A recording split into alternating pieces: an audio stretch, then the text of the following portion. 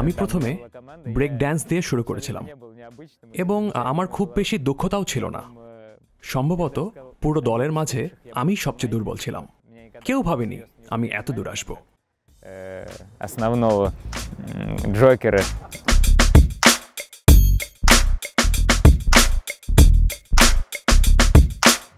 Ну, для меня это как образ жизни уже, потому что এখন আমার পুরো জীবনটাই পোল ড্যান্সিংকে ঘিরে।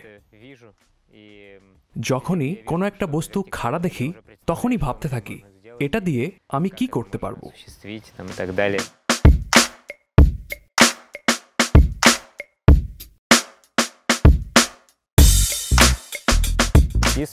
আমার নিজেকে ব্যাখ্যা করার কোনো কারণ নেই। কেউ যদি আমাকে স্ট্রিপ টিজার হিসেবে তকমা দিতে চায় দিক। খুব সম্ভবত মেয়েরা এ বিষয়ে একটু বেশি সংবেদনশীল হয়, কিন্তু আমি সবসময় বলি আমার দিকে তাকাও। কোন স্ট্রিপটিজ ড্যান্সার দেখতে এমন?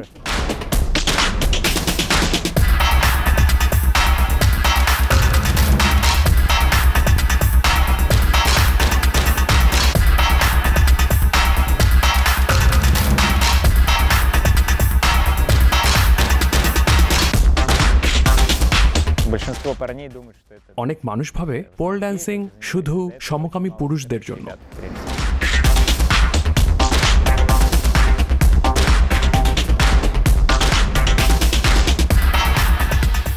আমার মনে হয় মঞ্চে পুরুষদের দারুণ দেখায়। আমি চাই যত বেশি সম্ভব পুরুষরা পোল ড্যান্সিং এর সাথে যুক্ত হোক।